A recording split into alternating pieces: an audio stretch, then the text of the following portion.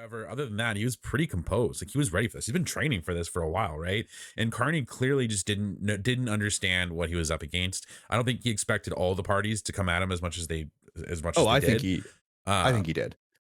I think But he did fine. I think that having so many debaters he really helped fumbled. him He out, though. fumbled so hard, dude. He fumbled Which part did you on the think he was fumbling opportunity the to ask hardest? anyone a question. He asked Poilievre, of course. We all expected that, but the question he had was Mhm. just ridiculous.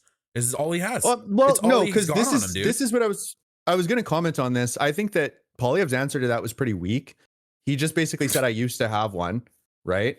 And that he would have been gagged, but I don't know if that's actually the case. Haven't the other It would leaders be, talked about dude. the Paul Tang thing? Have you researched this? Have you looked into it? Yeah, I have. No, I've listened to the Tom Mulclair explanation too, and I said I understand the argument more. But the only thing I don't understand is how is it that the NDP and like the block, like has nobody else been able to talk about the Paul Chang thing? Is it only Poilievre that's able to Yep. talk about it Well, because he's the he only one didn't get talking about security it. He's the clearance? only one who's mentioned it. I thought, okay, I'm going to look into this because I was wondering that. I was saying like that would seem really weird to me because the security clearance wouldn't cover stuff like that. I don't think. Well, no, because it you're would only not be allowed. stuff that's a national The problem security is, concern. if you Right? really know what's going on, you're not allowed to talk about it, and you're not allowed to lie about it. So you're not allowed to talk about you just have to you just can't talk about it. Period. That's kind of the obligation that he gets put in, right? So How I have they think it's all been able to politically ask smart to do what questions he's like done. this then?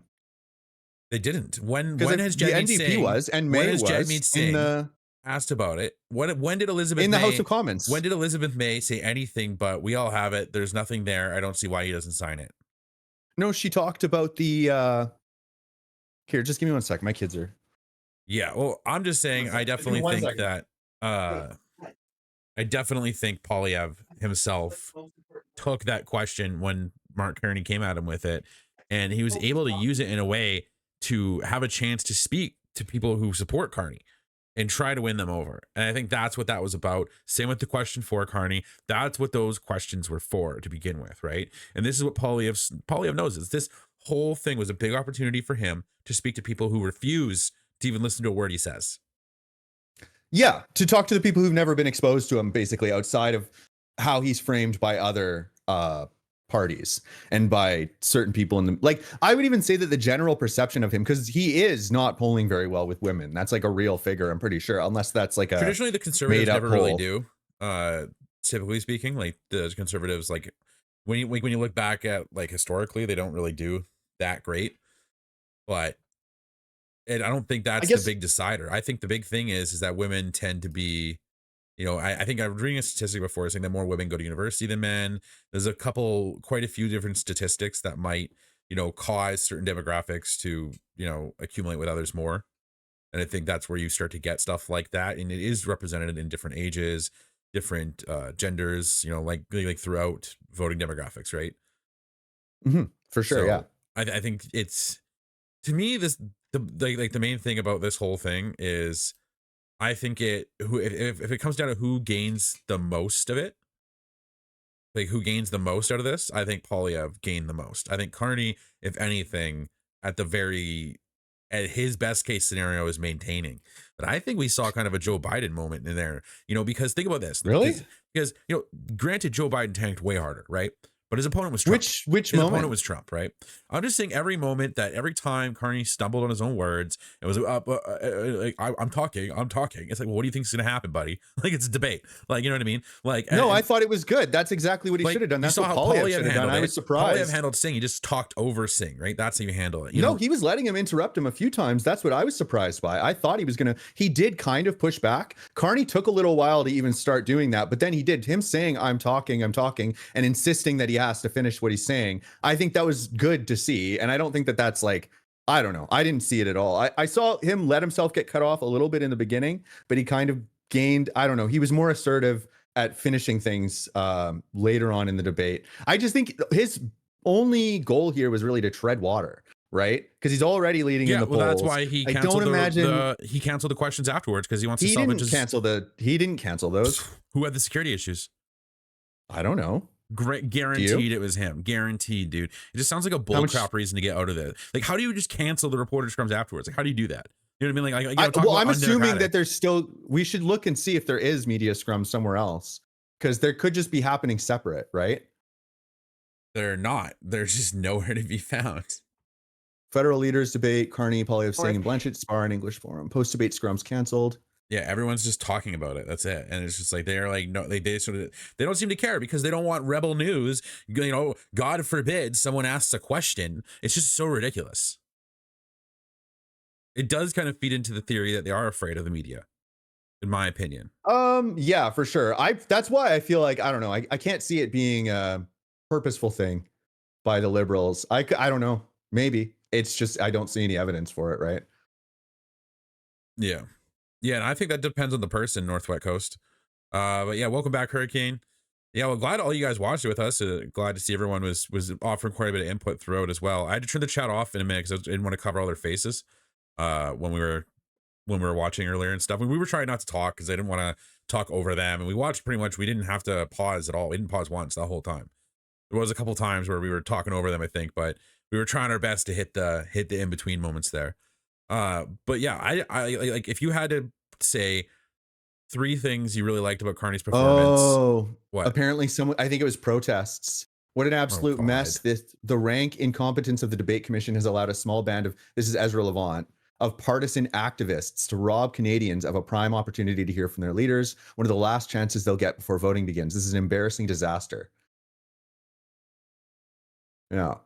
Maybe we should find footage of that. This ongoing protest. That's only from Ezra Levant, though. This is according to the Toronto Star. They said, according to Ezra Levant, head of Rebel News and a third-party partisan advertiser, the debate commission has just canceled the post-debate scrums. The Star's Tonda McCharles has confirmed this. What an absolute mess. And then, yeah, they post the, what he said. Yeah, there's nothing about that I can see. Like no video footage, no coverage of that going on. Yeah, so it's just Ezra Levant saying it. It's probably, I mean, I think he would rather, if anything, he would be the most motivated. He would blame the liberals. Yeah. Yeah, for sure. That it was the liberals and not like a, but I could see that happening. Yeah. And yeah, not even Ezra Levant's released a video on it yet. So I'm happy that Carney didn't fold on the genocide thing too. He's been consistent on that so far. So if you had to name 3 pros, 3 cons, Carney or the debate as a whole, what would you say? 3 good things, 3 bad things. About each candidate or just the debate and altogether? Or just the debate just altogether. Carney? Just the debate altogether. I think Poilievre did good with his question to Carney. He didn't. I expected him to have a better answer for the answer to Carney's question. He had to see it coming.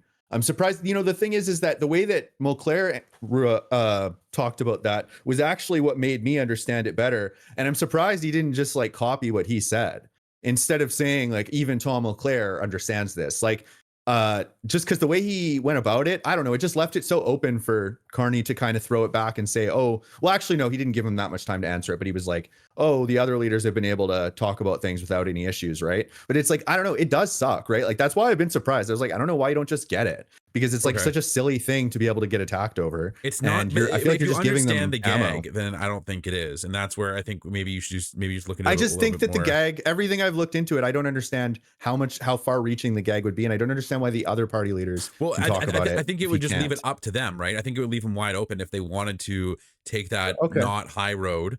Then they could have. Yeah. And when this all started, when Trudeau was in power, and we know what road he would have taken. So maybe you can say Carney would do whatever, but this whole thing started when Trudeau was in power. No, yeah. And now if he does it, it looks like he's just caving to the liberal pressure. Yeah, I just wish that there was a way for him to have explained that.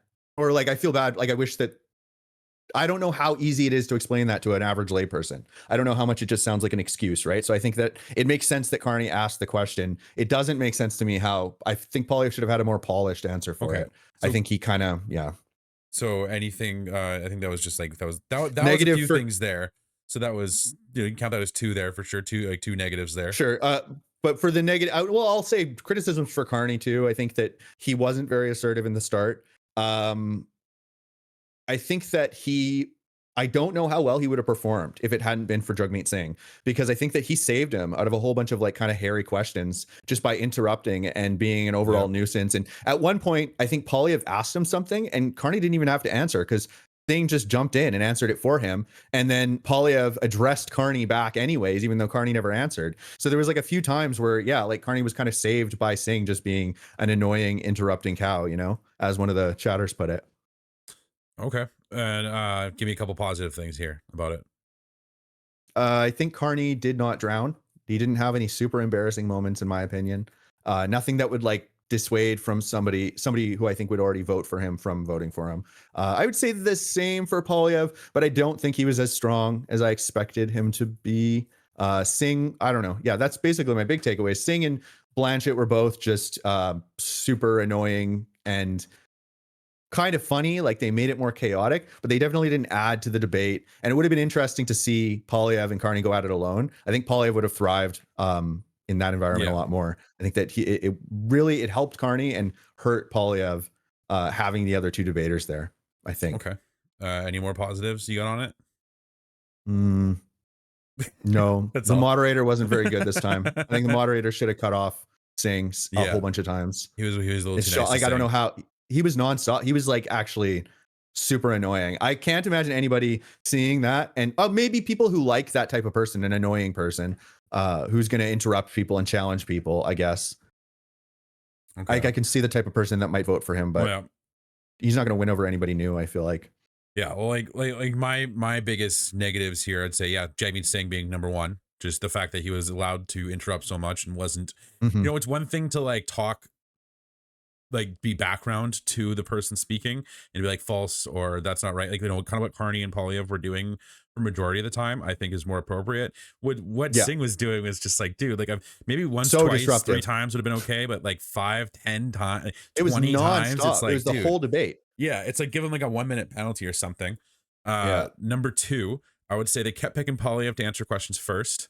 So I thought he was kind of because of where he was standing. So it was actually, if you look at Blanchet, it was either Blanchet or Poilievre for most of those that it was starting at, right? That from what I recall. I think there was only once or twice where they actually had to answer all the same question though. One thing I would say is that Polyev, because I thought that one time when he was getting asked again, but that was when they were giving them all different questions, right? So they all had kind of the same amount of time to think about what they were being asked. I think it did hurt him on that one though, where they thought, I can't remember what the question was, but I remember he had like 3 seconds to think of an answer, and him answering was everybody else got to think about it the whole time. Blanchet had like everybody else's answer to think about it, you know? Yeah, and like I guess my final negative thing I would say is them canceling the reporter scrums at the end.